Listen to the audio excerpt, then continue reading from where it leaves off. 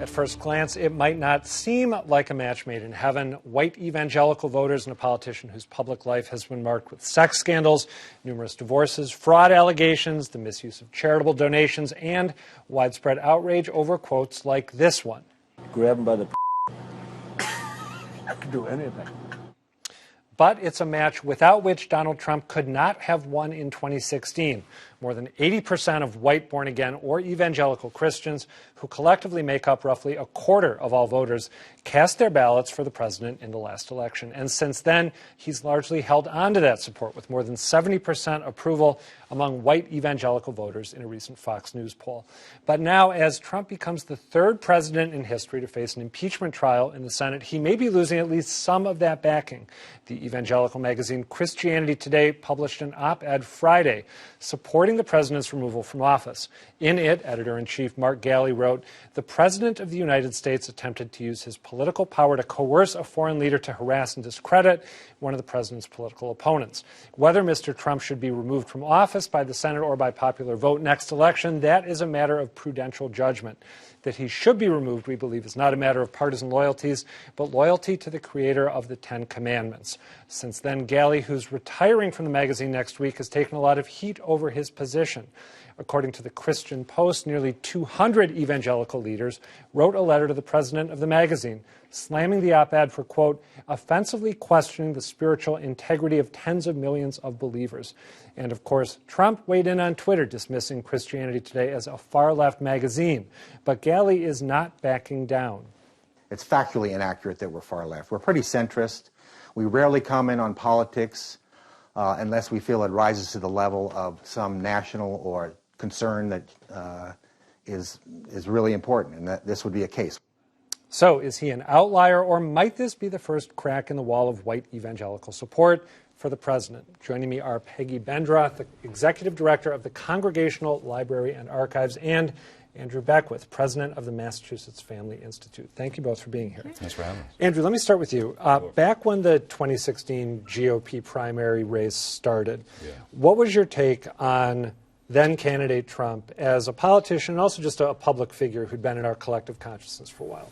Well, sure, I'll be honest with you, he wasn't my first choice, but once he won the primary and the alternative was Hillary Clinton, I had a lot of discussions with fellow evangelicals or Christians of all stripes. And again, Mass Family Institute is a nonprofit, nonpartisan, yes, right? So we do issues, we don't do candidates, so I didn't have to decide who I was endorsing in my professional capacity.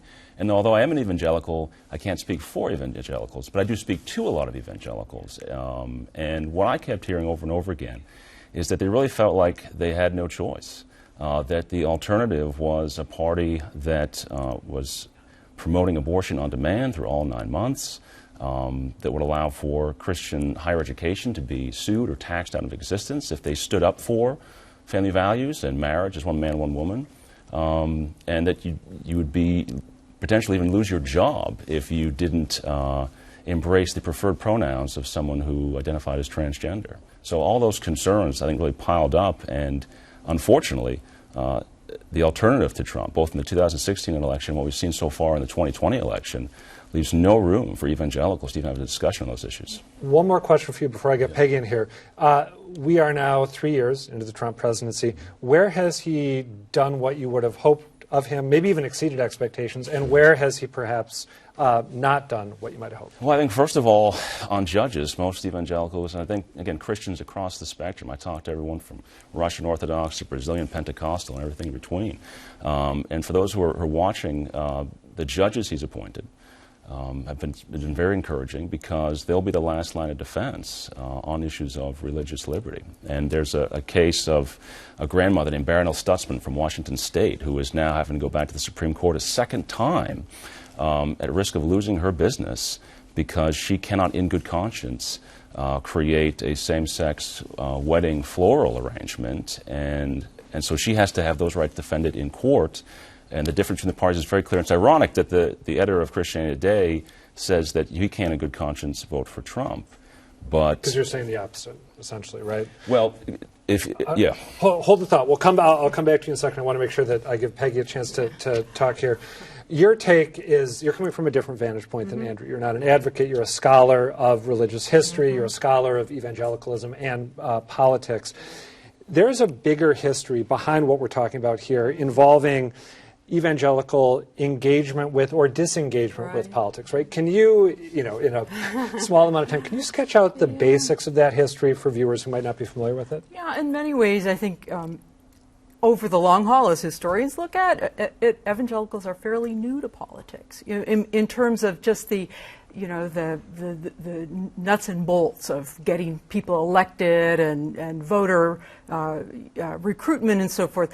They have been apolitical for much of the 20th century. If you think of kind of their fundamentalist background, these are people who really felt alienated and kind of fed off the alienation from mainstream culture, and many believe that Christ was coming back soon. So there just wasn't, my own personal theory, and I know you don't like people to talk about their personal theories. No, I'd love you to talk about your personal theory. Is that in some ways evangelicals are just not inherently political in terms of understanding how institutions work and all the mechanisms that it takes to affect that deep kind of fundamental change. But correct me if I'm wrong here, there was a decision made at some point to turn from disengagement with the broader culture and broader polity to doing the opposite, right? What was the moment where that shift occurred? Yeah, I mean, historians can, have all kinds of theories on that, but I remember myself the 1980 election of Ronald Reagan,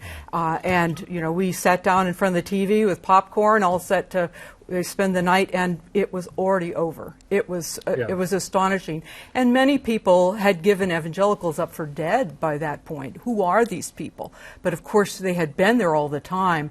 They had someone who spoke to them kind of in cadences that they understood and responded to. Andrew, you were in the midst of making a point, and I kind of stopped you, so I wanted to get Peggy's take on the broader history. Do you want to continue just where to you clarify, so Mark Reilly in his article essentially makes a moral calculus, and he says that the dangers from Trump's being in office and his moral failings outweigh the good that he does policy-wise. And he's free to make that decision. But then he goes on to say basically you're denying the author of the Ten Commandments if you don't agree with him. And I think that's where you definitely want to bridge too far, because there was a letter just yesterday, 200 evangelical leaders signed, including many evangelicals like Dr. James Dobson, Jim Daly. I think Tony Perkins is probably on that. He's spoken out. Franklin Graham, who are evangelicals who have been very engaged in the political process, and I think are pretty politically savvy. Gary Bauer is one for sure. That they came to a very different decision on that moral calculus. And again, you've got to weigh, as an evangelical, Bible-believing evangelical, you've got to weigh the 3 failed marriages of Trump, which are a cause for concern, no doubt, against 60 million murdered American babies since Roe v. Wade. And that's some pretty tough math. I want to read a quote from President and CEO of Christianity Today, Timothy Dalrymple, responding to the open letter that you talked about. And I'd love to get both of you to weigh in on it. I'll start with you and then go to you. In this quote, he sort of amplified on the point that you just made, Mr. Galley, or that made reference to from Mr. Galley. Timothy Dalrymple wrote, "The alliance of American evangelicalism with this presidency has wrought enormous damage to Christian witness. It has alienated many of our children and grandchildren. It has harmed African American, Hispanic American, and Asian American brothers and sisters. And it has undercut the efforts of countless missionaries who labor in the far fields of the Lord." First to you, am I right that one of the reasons that for hundreds of years evangelicals in America pulled back from politics was because they were worried about the potential downside of being seen as allied too closely with one party or another? Yeah, I mean, it's kind of hard to make that, exact calculus. Okay. Through the 19th century, evangelicals were certainly, involved in all kinds of social causes.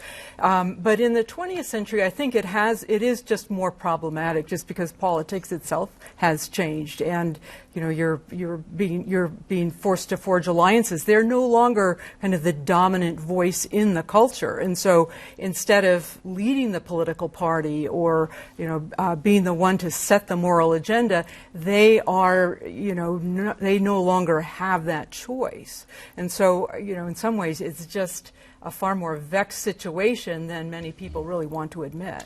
Let me go to you. You're going to get the last word. Okay. We have much less time than I'd hoped. I apologize for that. These are complex topics.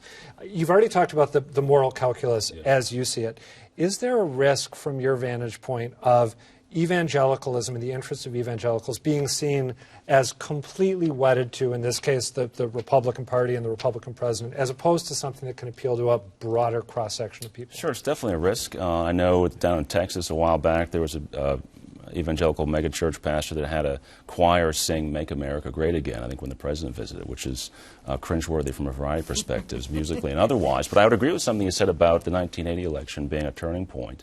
The irony there is that the first evangelical president was Jimmy Carter, who went against it. Right. But look, I would agree with as an evangelical with Mark Alley, I'm sure we can agree that Jesus was not a Democrat or a Republican. He was a monarchist because he's the King of Kings, the Lord of Lords, and the Prince of Peace. I'm looking forward to celebration his coming into the world on Wednesday. We got to leave it there. Andrew Beckwith and Peggy Bendroth, thank you both for being here.